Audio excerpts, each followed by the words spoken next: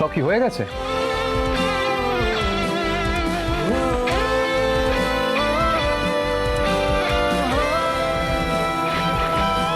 কি হলো, চুপ করে আছো যে?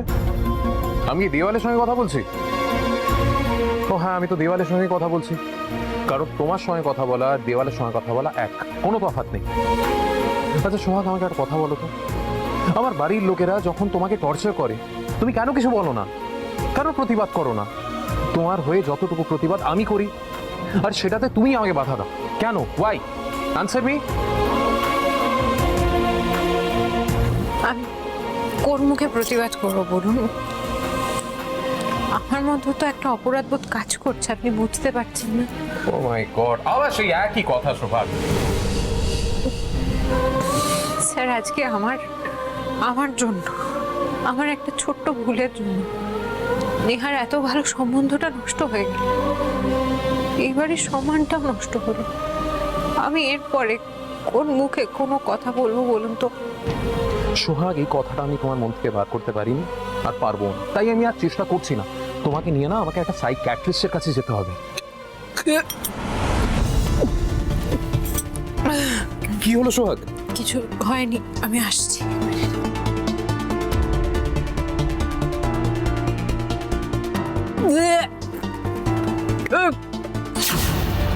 সোহাগের তো এটা মাঝে মাঝেই হচ্ছে, আমাকে ডক্টরকে ফোন করতে হবে।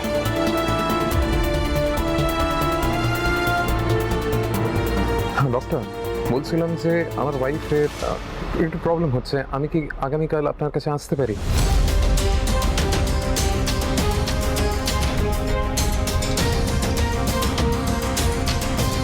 ওকে ডক্টর, আগামীকাল আমি 10টায় আমার ওয়াইফকে নিয়ে চলে আসবো। Thank you, thank you.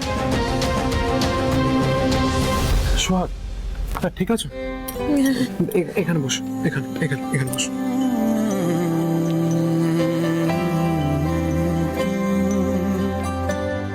সোহাগ, কালকে 10টার সময় আমরা ডক্টর এ রয়ের চেম্বারে যাচ্ছি।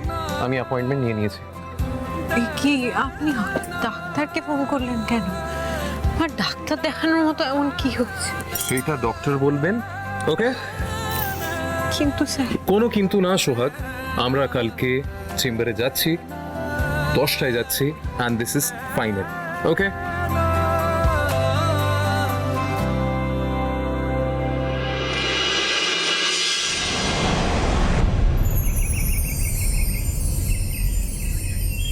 না না, তুমি আর শাশুড়ি মম মিলে সোহাগকে যেভাবে নাকে দড়ি দিয়ে ঘোরাচ্ছ, সত্যি ভাবা যায় না।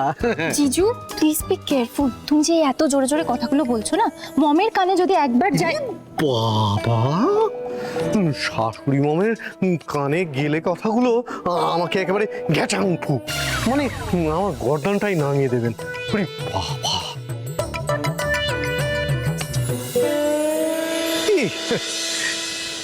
গুড মর্নিং, মানে very very good morning. Morning. তো কোথায় যাওয়া হচ্ছে? কোথায়? সোহাগের শরীরটা ঠিক নেই, তাই আমরা ডক্টরের কাছে যাচ্ছি। সোহাগ চলো। ডক্টর সোহাগ, বাবা, শাশুড়ি মম যদি জানতে পারি। কোথায় গেল ওরা দুজনে মিলে? বললো তো ডক্টরের কাছে যাচ্ছে। ন্যাকাম দিব্য আছে। ডক্টরের কাছে যাবার আবার কি হলো? সব অ্যাক্টিং মম, যাতে ওকে দিয়ে আমরা কোনো কাজ করাতে না পারি, ডক্টরের কাছ থেকে এসে শুয়ে পড়ে থাকবে তাই আর কি। কষাই কষাই। সোহাগের চাল কিভাবে বানচাল করে যেতে হয় সেটা আমার খুব ভালো করে জানা আছে।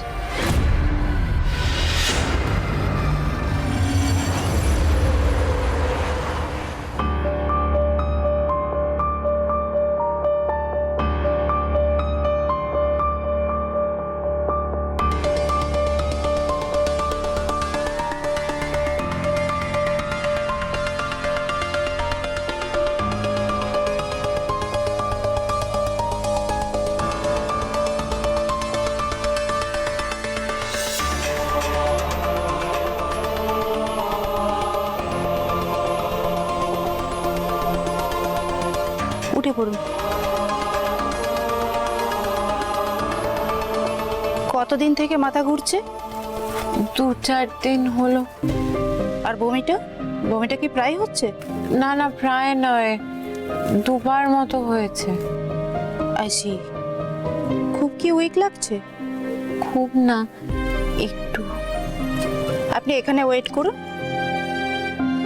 আপনি আসুন। তুমি একটু ওয়েট করো, আমি আসছি। ওকে।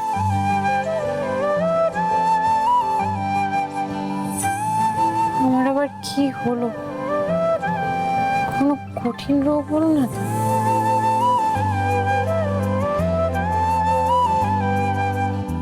আমি বারবার বলেছিলাম নেহার বার্থডে পার্টিতে আমি যাব না, তা সত্ত্বেও তো শুনলে না, জোর করে পাঠালে ওখানে আমাকে।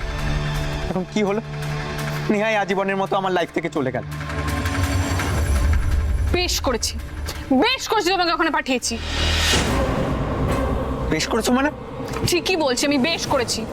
I am really sorry to say Arjun, but you are a first class idiot. What, কি বলছো টিনা? এই একদম না আমার সাথে চিৎকার করে কথা বলবে না, ডোন্ট শাউট অ্যাট মি। আমি যা করেছি ঠিকই করেছি। আমি তো তোমাকে নেহার কাছে পাঠিয়েছিলাম যাতে নেহা তোমার থেকে দূরে না সরে যায়, যাতে নেহা সবসময় তোমার কাছাকাছি থাকে। আর আমার কথা শুনলে তাই হতো। আমি তোমাকে বলেছিলাম নেহার বাড়িতে গিয়ে ওকে সবার সামনে সবটা কনফেস করতে, সবার সামনে ওকে আংটিটা পরিয়ে দিতে, কিন্তু না, তোমার তো লুকোচুরি খেলতে হবে, আর এই লুকোচুরির জন্য এত সিন ক্রিয়েট হলো। এই তুমি কি বলছো? আমি কিন্তু কিচ্ছু বুঝতে পারছি না টিনা। আরে বোঝার চেষ্টা করলে তো বুঝতে পারবে। তবে এখন এটাই বলছি যে যা করেছো তাতে তোমারই লাভ হয়েছে। লাভ? অফকোর্স লাভ হয়েছে। দেখো, তুমি যদি এই সিন ক্রিয়েটটা না করতে তাহলে তো নিহার একটা অন্য ছেলের সাথে বিয়ে হয়ে যাচ্ছিল, আর এই বিয়েটা তো সেই জন্যই ভেঙে গেল। তোমার না আমার কাছে গ্রেটফুল থাকা উচিত অর্জুন। আর আরেকটা কথা মনে রেখো, আমি যা কাজ করি না যথেষ্ট ভেবে চিন্তে কাজ করি, তোমার মতন বোকার মতন কোনো কাজ করি না। সেটা তো বুঝলাম, নেহার বিয়ে ভেঙে গেছে আর সেটাও আমি বুঝলাম, কিন্তু নেহাই তো এখন আর আমার সাথে রিলেশনটা রাখতে চাইবে না। দেখো অর্জুন, নেহার সাথে তোমার ব্রেকআপটা কিন্তু অসম্ভব।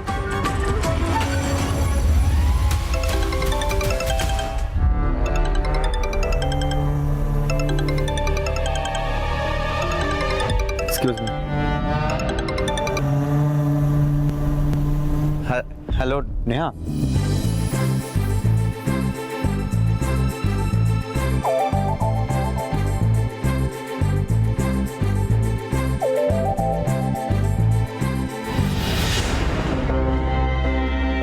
আমার কথা শুনে চলো অর্জুন, তাহলে নেহা কিছুতেই তোমার হাত ছাড়া হবে না।